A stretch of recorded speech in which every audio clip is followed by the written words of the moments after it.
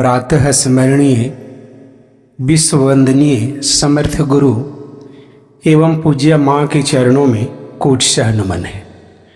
सत्संग सभा में उपस्थित आप सबों का हार्दिक स्वागत है। कुछ भक्त जिज्ञासुओं ने गुरु महाराज साहब से पूछा कि प्रभु, जिस परिवार में, जिस समाज में हम रहते हैं, तो उन सारे परिवार वालों के क्रियाकलापों को हम समझ नहीं पाते।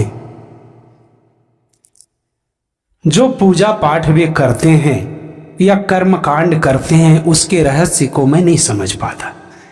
उसका रहस्य क्या है प्रभु, आप खोल कर बताएं। देखें, जब किसी प्राणी के जीवन में कोई समर्थ गुरु आता है तो क्या उसे मिलता है? किसी प्राणी के जीवन में समर्थ गुरु आता है तो उसका सारा संशय, सारा भ्रम, सारा मोह मिट जाता है। और तब जिज्ञासु के अंदर ऐसा प्रश्न उठता है। गुरु महाराज साहब ने उस जिज्ञासु को शाबाशी देते हुए कहा कि बेटा, मैं तुम्हें शाबाशी देता हूं इसलिए कि जितने लोग सत्संग में बैठते हैं, बैठने वालों के अंदर कोई जिज्ञासा नहीं होता, कोई प्रश्न नहीं होता, केवल एक फॉर्मेलिटी अदा करते हैं और चले जाते। लेकिन कम से कम तुम एक ऐसा जिज्ञासु है जिसके अंदर जानने की इच्छा है कि वास्तव में कोई प्राणी जब इस संसार से विदा होता है तो क्या लेकर जाता है। गुरु महाराज साहब ने उस जिज्ञासु की प्रश्न का उत्तर स्पष्ट करते हुए कहा कि बेटा, कोई भी प्राणी जब यहां से निकलता है तो केवल दो चीज लेकर जाता है। पहला है धर्म और दूसरा है कर्म। अफसोस इस बात की है कि तुम्हारा परिवार, तुम्हारा समाज न जाने कितने युगों से पूजा पाठ करते आ रहा है और आज तक न धर्म को समझ पाया और न कर्म को समझ पाया। और उसे विरासत में जो पूजा मिली है, उसी पूजा को पकड़कर मंदिर में माथा पटकते रहता है। भिन्न भिन्न तरह के उपवास करता है, लेकिन यदि तुम उससे पूछो कि उपवास का मतलब क्या है तो वह नहीं जानता है। हमारी मां बहनें 24 एकादशी करती है, लेकिन एकादशी का अर्थ नहीं समझती और बड़े ठाट से कहती कि आज हम एकादशी कहले, लोगों को बताना चाहती। लेकिन एकादशी का मतलब है कि जब आपकी 5 कर्म इंद्रियां, 5 ज्ञान इंद्रियां और एक मन, ये एक दिशा में जब होने लगे, वही एकादशी। इसीलिए एक समर्थ गुरु जब जीवन में आता है तो सारे भ्रम और संशय को मिटा देता है। और हम लोग कौन एकादशी करते हैं? शरीर का। तो शरीर के एकादशी से प्राणी को कुछ प्राप्त नहीं होता है। इसलिए कि जब आप तक आपका मन संसार में भटकते रहता है, एक जगह पर नहीं ठहरता है, अस्थिर नहीं होता है, तब तक आपके अंदर किसी तरह का पुण्य आपके अकाउंट में नहीं जाता है। सारा पुण्य इधर ही बर्बाद हो जाता है। जैसे आप मंदिर डाली लेके जाते हैं तो थोड़ा देर के लिए भाव तो बनता है, पूजा का भाव बनता है, लेकिन मंदिर से ज्यों ही हम बाहर आते हैं त्यों ही भाव निकल जाता है। वह भाव निकलने का कारण है कि हम लोगों के अंदर दुर्गुण रूपी 5 छिद्र है, काम का, क्रोध का, लोभ का, मोह का और मद का। इन 5 छिद्रों से होकर हम लोगों का जो भाव है वह भाव बह जाता है, टिक नहीं पाता है। इसीलिए हर एक प्राणी के, जिसने भी इस तन को प्राप्त किया है, परमात्मा की असीम कृपा से आपको मनुष्य का तन मिला है। लेकिन हम लोग जिस पद पर चले जाते हैं, डॉक्टर है, इंजीनियर है, प्रोफेसर है, बस उसी पद के मद में भूल जाते हैं कि हमें गुरु भी करना है, गुरु के समीप भी जाना है, गुरु के सत्संग में बैठना है और उनके संदेशों को सुनना है। इन सारी बातों को हम लोग भुला देते हैं, जबकि परमात्मा का एक ही शर्त है कि निर्मल मन जन सो मोहे पावा, मोहे कपट छल छिद्र न भावा। वही प्राणी मुझे प्राप्त कर सकता है, ईश्वर की भूमि पर आ सकता है जिसका मन निर्मल है। लेकिन हम लोग जुगों जुगों से उस पंक्ति को दोहराते चले, आज से नहीं। हमारे बाबा परदादा पिताजी रामचरित मानस के पन्ने पन्ने को उलटकर पढ़ गए और हम लोग सारे उन उत्तरों को दोहराते चले जाते हैं। रोज दिन बोलते हैं कि बिनु सत्संग विवेक न होई, और विवेक को हम खोजते हैं कहां? मंदिर में जाके, उपवास में जाके खोजते हैं। क्या वहां मिलेगा?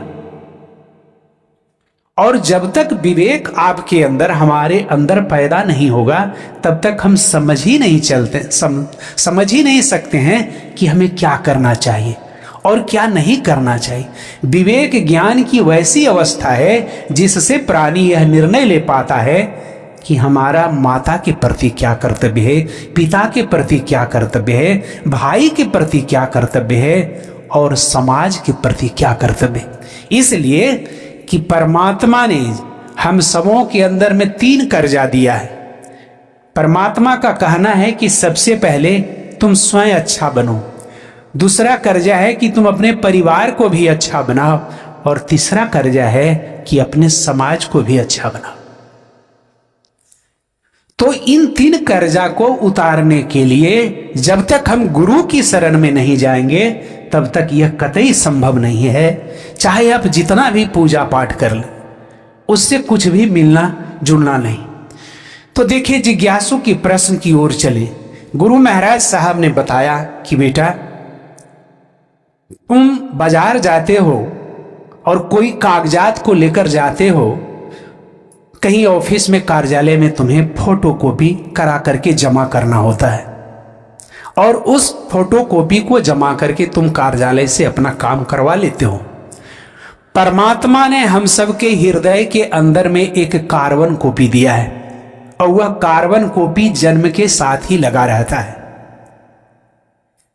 और जैसा भी हम कर्म करते हैं, अच्छा या बुरा, सारा फोटो स्टेटस में चला जाता है। वहां पर मालिक के पास, परमात्मा के पास पहुंचने के बाद आप यह नहीं कह सकते हैं हाथ खोल के, जी हम ही नहीं के लिए सरकार, काहे ब्लॉक नहीं है, इस डीओ का वहां कार्यालय नहीं है, वहां कार्यालय परमपिता परमेश्वर का है, और वहां इतना देर सुनवाई भी नहीं होती है। गुरु महाराज साहब ने कहा कि वहां इतना देर का सुनवाई नहीं लगता है, और न तो वहां वकील बैठते हैं बहस करने के लिए, इसलिए कि उतना समय की बर्बादी वहां नहीं होता है। परमात्मा के कार्यालय में, परमात्मा के कार्यालय में जाते ही केवल वह फोटोकॉपी देखता है, और देखते ही पकड़ लेता है कि इसका कितना पाप और कितना पुण्य, और उसी के अनुसार आदेश हो जाता है कि इसकी योनि क्या होगी। वहीं पर तय हो जाता है कि हमारी योनि क्या मिलेगी, इसलिए कि उसमें सारा लेखा जोखा जाता है। तो उस कार्बन कॉपी में सब कुछ छपा हुआ रहता है। आज ब्रह्मभोज है, कल हम लोग पीपल में जल देते हैं। पीपल में जो ही हम लोग जल डाल करके वहां से निवृत्त होते हैं, त्यों ही वह आत्मा उस लोक में चली जाती है, मालिक के दरबार में पहुंचती है, और वहीं पर उसका हिसाब शुरू हो जाता है। तब ने कहता है गीतकार की, एक झोली में फूल भरे हैं, एक झोली में कांटे, तेरे बस में कुछ भी नहीं है, बांटने वाला बांटे, अरे कोई कारण होगा, अरे कोई कारण होगा। वही कर्मों की झोली है। जैसा हम कर्म करते हैं वैसा ही हमारे झोली में पुण्य प्राप्त होता है। अक्सर देखते हैं कि लोग जब मिलते हैं तो कहते हैं कि डॉक्टर साहब हमरा भगवान बड़ तकलीफ दिलखिन, ऐसा तकलीफ केकरो नहीं दिलखिन। देखिए, इसलिए कि पूजा पाठ तो जीवन भर की है, लेकिन गुरु का दर्शन उसके जीवन में नहीं हुआ है। गुरु भी कोई महत्व का चीज है जीवन में, इसको हमारे लोग समझते ही नहीं। हमारे परिवार वाले तो उसको ताका पर रख देते हैं। पूजा कैसा चाहिए, तो थोड़ा थोड़ा अच्छा, तो थोड़ा थोड़ा पानी, आ ठाकुर जी गल गलो हम नहीं जानी, ऐसा पूजा पसंद करते। थोड़ा थोड़ा अच्छा, थोड़ा थोड़ा पानी, आ ठाकुर जी गल गलो हम नहीं जाने, यही आपका पूजा है। और परमात्मा हर एक जगह कहता है कि बेटा गुरु के पास जाओ। क्यों जाओ? तो गुरु महाराज साहब ने कहा इसलिए जाओ कि तुम्हारी भक्ति को मैं जानता हूं कि तुम कितने बड़े भक्त हो। रामकृष्ण परमहंस से तुम बड़ा भक्त नहीं हो।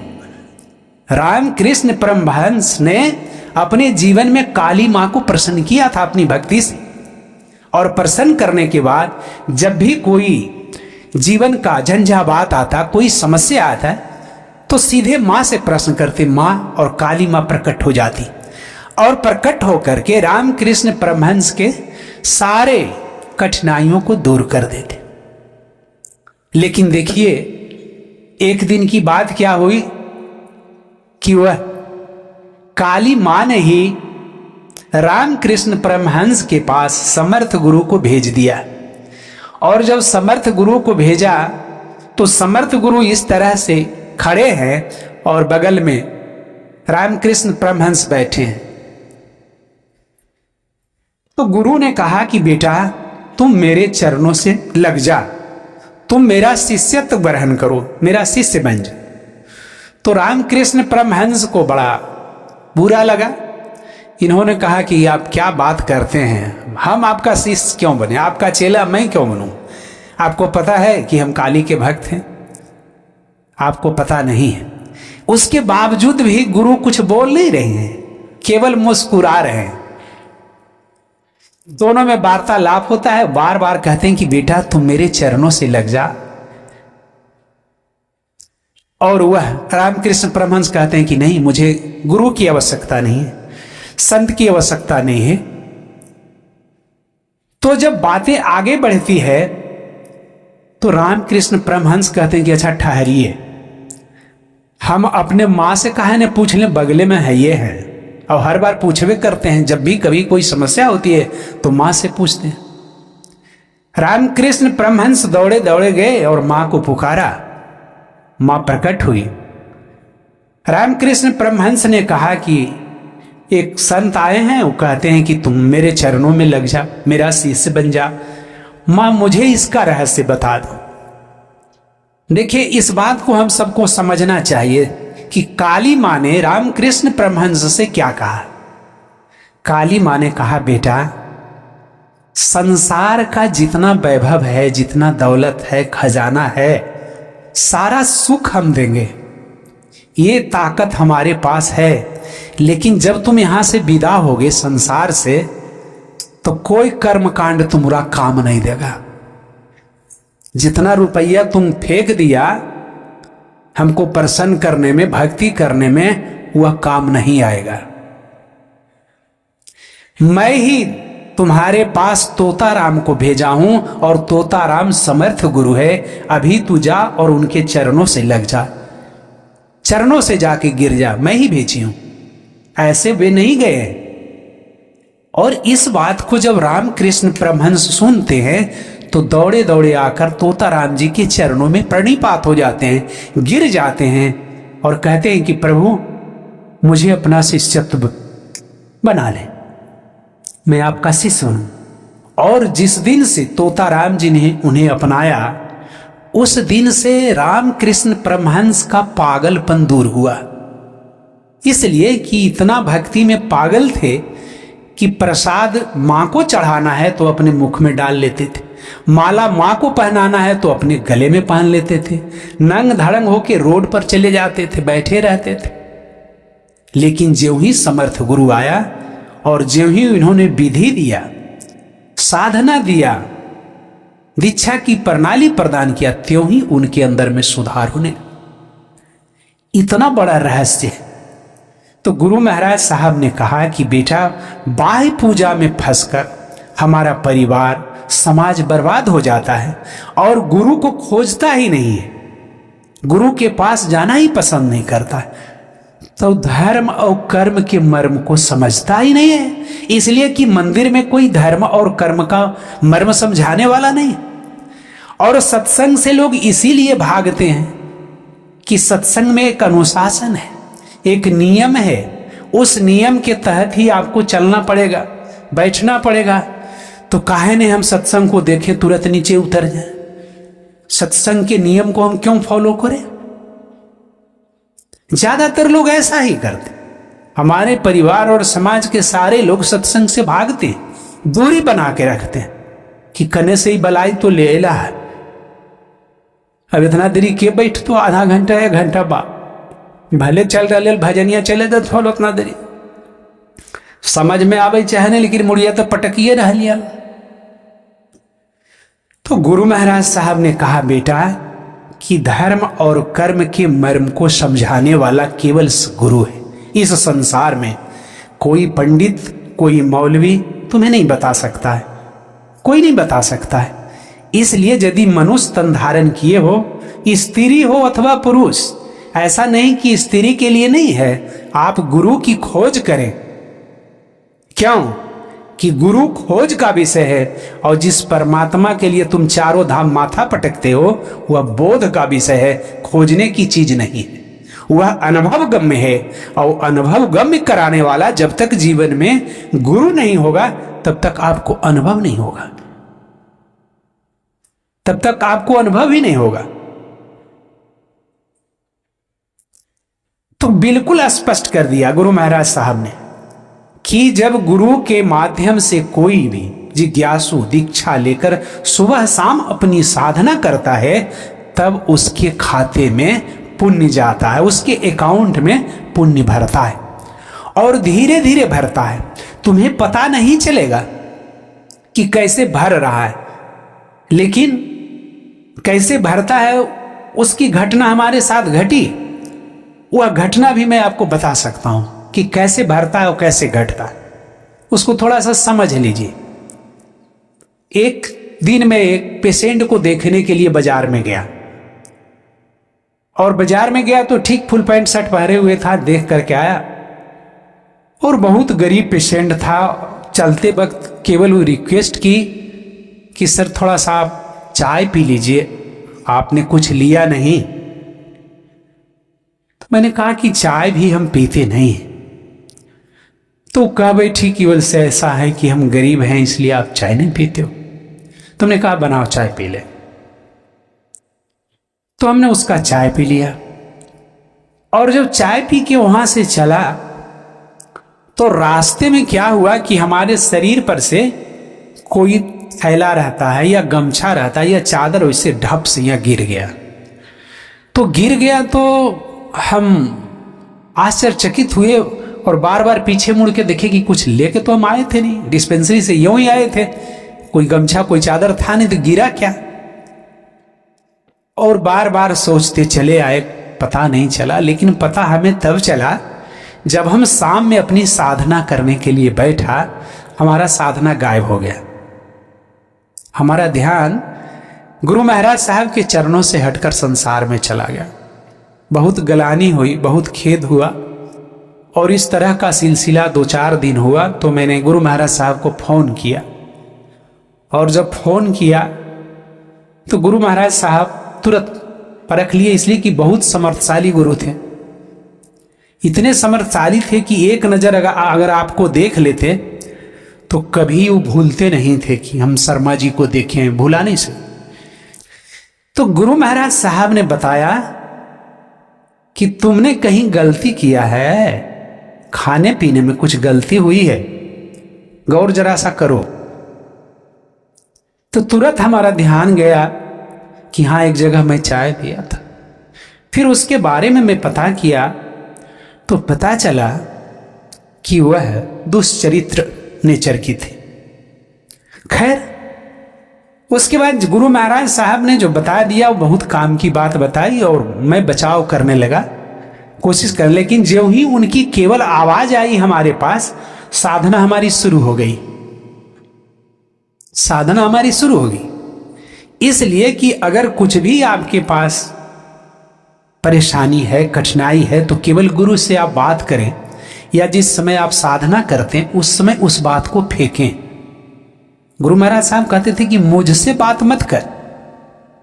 जिस समय तुम अपनी साधना करता है उस समय तुम अपने मालिक से प्रार्थना कर, और मालिक तुम्हारा वहां बैठा हुआ रहता है। समर्थ गुरु का यही पहचान है, समर्थ गुरु का यही पहचान है कि वह खाली नहीं छोड़ता है।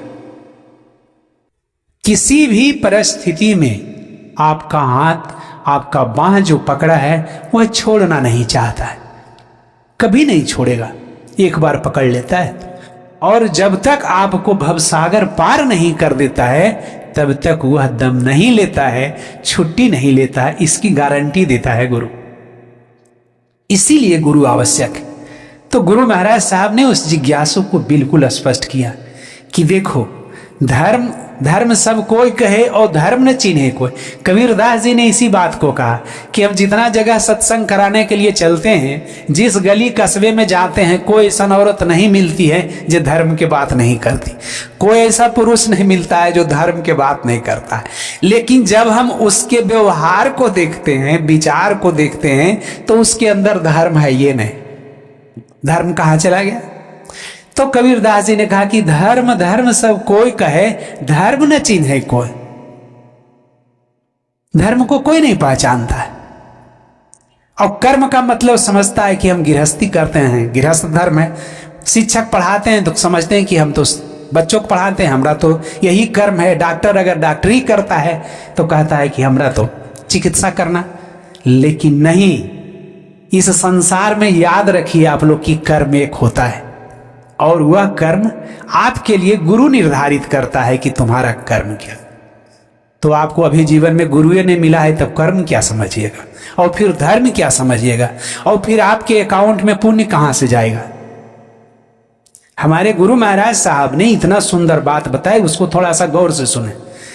बहुत सारे धर्म के विद, धर्म के जानकार बहुत सी बातें धर्म के संबंध में बताए, लेकिन हमारे गुरु महाराज साहब ने कहा कि किसी भी व्यक्ति और वस्तु का धर्म एक होता है, और वह व्यक्ति और वस्तु के अंदर होता है।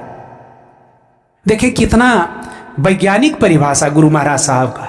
किसी भी व्यक्ति और वस्तु का धर्म एक होता है, और वह वस्तु अथवा व्यक्ति के अंदर होता है। जैसे समझिए, नींबू है, नींबू का धर्म है खट्टापन, नींबू के अंदर रहता है। मिर्च का धर्म है तीतापन, वह मिर्च के अंदर रहता है। और ईख का धर्म है मीठापन, वह ईख के अंदर रहता है। आप मचोड़ दीजिए, निचोड़ दीजिए, रगड़ दीजिए, पीस दीजिए, लेकिन कभी अपना धर्म छोड़ता है? तीनों नहीं छोड़ता। सबसे सयान एगो मनुष्य, जकर धर्म ऐटवा में, पथला में, गोबरा में, मटिया में केजा केजा जाके फंस गया। चारों तरफ लगे छितराल है धर्म को, जरी जगह छितराल है। जरी इनको पूज लो हो, जरी उनको पूज लो हो, आई गे माए, जरी इनको पूज लो, नहीं तो भले गोसाइए जाके ई हर बाबा हखुन, सीरा बाबा हखुन, ई बरहम बाबा हखुन, कितना बाबा के पूजब हो। एगो यदि आप गुरु के चरण की पूजा करते हैं तो इस संसार में जितना बाबा हो सब दौड़ल उनकर गोड़ा तर चले। तो कहतो सरकार जरी सा हमरो, जरी सा हमरो। एक ही साधे सब सधे, सब साधे सब जाए। केवल गुरु की चरण को आप पकड़ लें, किसी देवी देवता की पूजा करने की आवश्यकता आपको नहीं। इसलिए कि अभी आप मंगला चरण गा रहे थे तो क्या गा रहे थे? गुरु ब्रह्मा गुरु विष्णु गुरु देवो महेश्वर गुरु साक्षात परम ब्रह्म तस्मै श्री गुरुवे नमः। रोज दिन बोलता है हमारे घर परिवार के आदमी, एको दिन नागा नहीं हो। रोज दिन बोलता है कि गुरु ब्रह्मा है, गुरु विष्णु है, गुरु महेश है, तीनों शक्तियां गुरु के अंदर है। आज फिर ही गुरु के लात मार करके था उतने बतिया करे, फिर मटिए गोबरम जाए। तो गुरु महाराज साहब ने कहा कि बेटा, धर्म और कर्म के मर्म को गुरु समझा सकता है, और उसके मर्म को जब प्राणी समझता है तब उसके खाते में पुण्य जमा होने लगता है। पुण्य जब धीरे धीरे जमा होने लगता है तब वह व्यक्ति देखता है कि हमारे अंदर अब कर्तव्य बोध हो रहा है। अब हम कोई वस्तु के लिए अपने भाई से लड़ाई झगड़ा नहीं करते हैं। अब बंटवारा में लाठी नहीं निकलता है, मर्डर नहीं होता है। अब सीधे निकलता है कि भैया जे तोहर इच्छा है से तो करो, लेकिन हम एक धुर ले बेईमानी नहीं करबे, मर्डर नहीं करबे। तो ऐसा भाव किसी प्राणी के अंदर कब आएगा? जब वह गुरु से जुड़ा हुआ होगा तब आएगा, ऐसे नहीं आ सकता है। इसलिए कि अब वो समझने लगा है कि संसार का सारा चीज नश्वर है, हम भी नश्वर हैं, और एक रोज इस संसार से हम विदा हो जाएंगे। आए हैं सो जाएंगे, राजा रंग फकीर, और एक सिंहासन चढ़ चले, एक बंधे जंजीर। ये भी बात कबीरदास जी ने कही कि जितने प्राणी हम सब आए हैं सब लोग कतार में लगल हैं, कोई आगे निकले हैं, कोई पीछे निकल, लेकिन है कतारे में सब। कतार से अलग कोई नहीं, सब चलने की तैयारी में ही। लेकिन एक सिंहासन चढ़ के चला और एक जंजीर में बंधा हुआ है। आज जिनका हम सब श्रद्धांजलि दिवस मना रहे हैं, मैं छोटी सी बात उनके बारे में बताना चाहूँगा।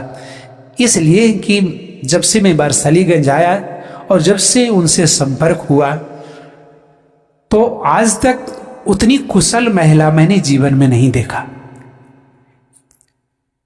मैं गुड्डू की माँ के बारे में आप लोगों से बता रही हूँ कि बहुत कुशल महिला थी, और कहीं कोई उनका शिकवा शिकायत मोहल्ले में नहीं था। बहुत व्यवहार कुशल, उतना व्यवहार कुशल महिला मैंने अपने जीवन में नहीं देखा। और हर एक लोगों से बड़ा भाव से मिलना, बड़ा प्रेम से मिलना, यही तो सबसे बड़ी सीख थी। और यह गुण उनके अंदर पूर्व जन्म से था, इस जन्म की कमाई उनकी नहीं थी। पूर्व जन्म के अंदर उनका ऐसा संस्कार था कि बिल्कुल बचपन से वह निर्भीक थी, बचपन से चरित्रवान थी, और इतना व्यवहार कुशल थी कि मैं कह नहीं सकता, वर्णन नहीं कर सकता। जब भी कभी रास्ते में मिलता बड़ा अदब के साथ प्रणाम करते थे, बड़ा अदब के साथ। और फिर घर पर आने पर तो कहना ही नहीं, घर पर भी आइए तो वही भाव, वही प्रेम, रास्ते में मिल जाए तो वही भाव प्रेम, कहीं से कोई शिकायत नहीं। सबसे बड़ी श्रद्धांजलि क्या है? सबसे बड़ी श्रद्धांजलि यही है कि हम उनके गुणों से कुछ सीखें, हम उनके व्यवहार से कुछ सीखें कि वास्तव में जितना भी जीवन उन्होंने जिया तो किस तरह से जिया है, कितना सुंदर समाज को और परिवार को आईना देके दिखा के गई है, जो कि दोनों कुल की लाज को समेटते हुए निकली। और इससे बड़ी बड़प्पन क्या हो सकती? यही सबसे बड़ी श्रद्धांजलि है।